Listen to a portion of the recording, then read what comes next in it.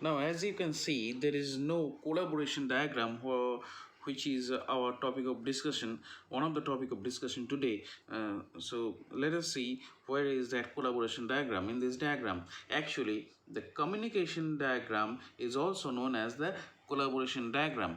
Okay, so here the sequence diagram and the communication diagram, both of them are actually interaction diagrams. Okay, and this interaction diagram is a type of behavioral diagram. Okay, another diagram what we will discuss today, that is state diagram. Okay, yeah, it is also a type of behavioral diagram. Okay, now as we can see in this slide that there are five diagrams like use case diagram, class diagram, sequence diagram, collaboration diagram, and state diagrams. Actually, these are the most important diagrams uh, what is used as per our graduation syllabus or post graduation syllabus in the universities of this country. So these are most important for your exam as well as for your career development. Okay, now this is only a subset of the pogo diagrams. As you can see in the previous slide that there are lots of diagrams in UML. So but these are the most important. Okay, now class diagram and use case diagram we have already discussed in my previous video, and today let us begin with the interaction diagrams. Now a sequence diagram is an interaction diagram that shows how objects operate with one another and in what order. They are also called event diagrams. A sequence diagram is a good way to visualize and validate various runtime scenarios. This can help to predict how a system will behave and to discover responsibilities a class may need to have in the process of modeling a new system. A sequence diagram is the most common kind of interaction diagram which focuses on the message interchange between a number of live lines. What is live line? We'll see that in the next slides. A sequence diagram shows object interaction arranged in time sequence. Okay, so this is very important, the time sequence.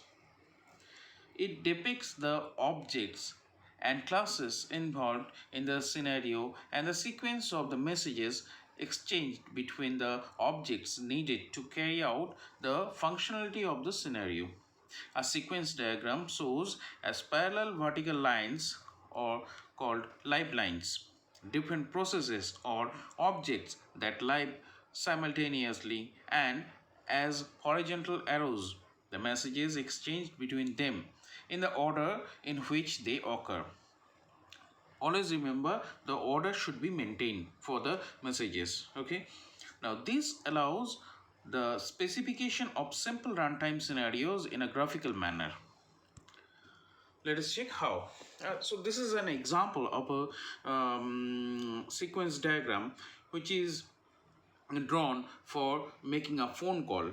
Suppose you are calling your friend. So for both of you, a phone is required. Okay, now at your end there will be a phone, at your friend's end there should be another phone. Okay, now as phone is a similar kind of entity, so we'll assume that as a as a same object. Okay, so here suppose you are the caller, then there is a phone and your friend is the recipient. Okay, so what we do usually, I'm talking about, remember I'm talking about the landline telephone. Okay, here first of all what you have to do, you have to pick up the receiver. So it is at the first position, pick up the receiver. Okay, and who will pick up the receiver? The caller. this message will go to the phone, that whenever you will pick up the receiver, okay, that message will be passed to the phone, that the receiver is picked up. And whenever the receiver will be picked up, from one message from the phone will go to the caller, that is the dial tone. As usual, whenever you will pick up the receiver, you will hear the dial tone. So this is number 2. After that, what you'll do, after hearing the sound of dial tone, you will dial the number of your friend, right?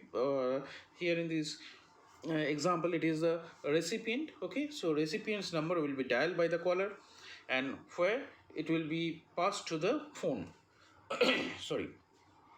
Now, after dialing, what happened? Your friend or the recipient here will hear the sound of ring, right? His or her phone will be in ringing mode, okay, and at the same time you will get the ringing notification from the recipient, and that will be coming from the phone.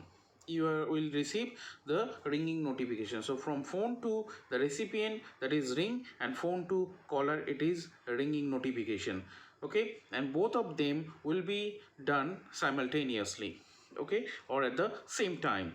Now, whenever the recipient will hear the sound of ringing, he or she might pick up the phone. So picks up is the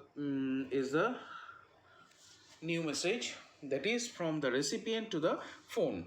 Okay, after picking up, the recipient will say hello, and this hello will go from the recipient to the caller directly by the phone. Okay, so this message, and whenever the recipient will say hello to the caller, then your communication will be continued, that your talks will be continued, right? So the caller will say something, then recipient will say something, like that, and by this way the communication will be going on. Okay.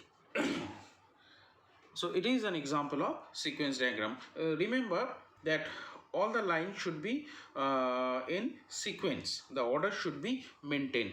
Means picks up the dial tone. Here dial tone cannot come before the picks up. Okay, because you will not get a dial tone without picking up the receiver, right? So remember these things.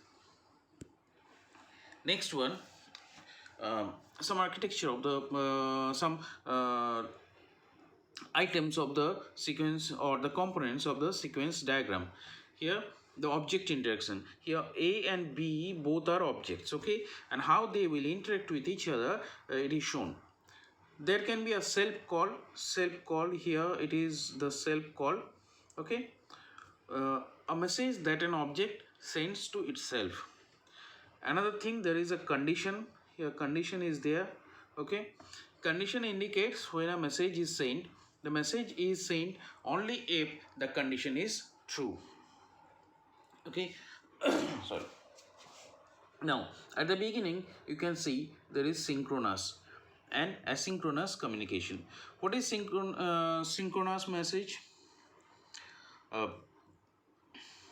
Synchronous message, a synchronous message requires a response before the interaction can continue. It's usually drawn using a line with a solid arrowhead pointing from one object to another. You can see the first communication done from A to B, that arrowhead, okay, it is solid arrowhead, and it needs a reply, okay, like in suppose in normal mailing system, we can send postcard to our friend or relative. There at that time, if I send the message through the postcard, we will not get any replying message to, or the acknowledgement, okay, but if you send your message through the registered post, you will get acknowledgement, okay.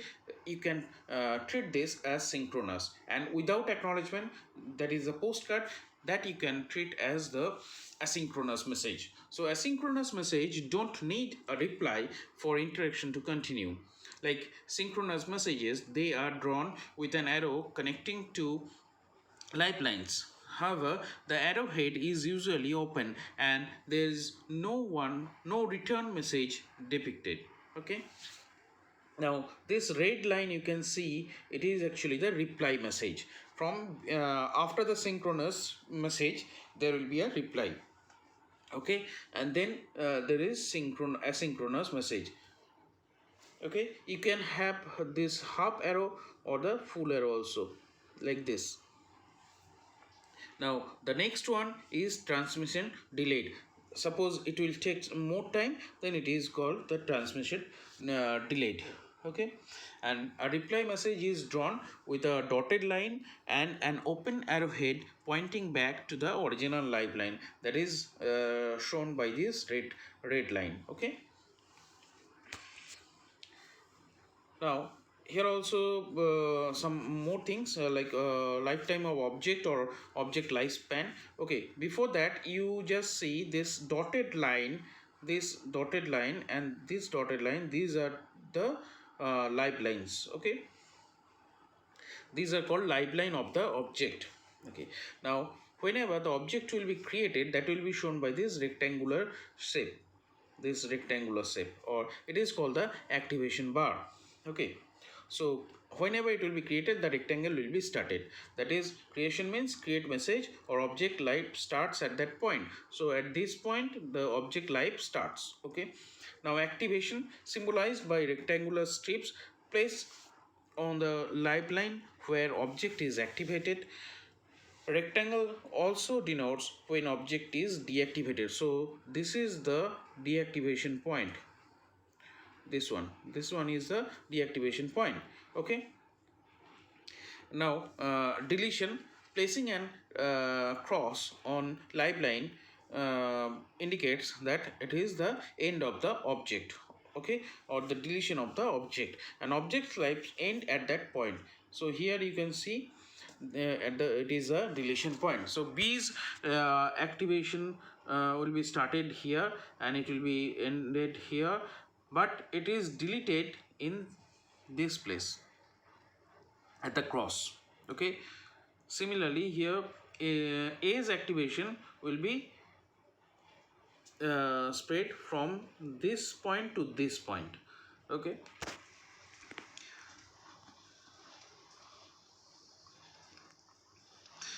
Next is another example of sequence diagram. Here sequence diagram demonstrates the behavior of objects in a use case by describing the objects and the messages they pass. The horizontal dimensions shows the objects participating in the interaction. The vertical arrangement of the messages indicates their order. Okay, as we have seen in the previous slide, the or the previous example, the labels may contain the sequence. Hash indicates the concurrency.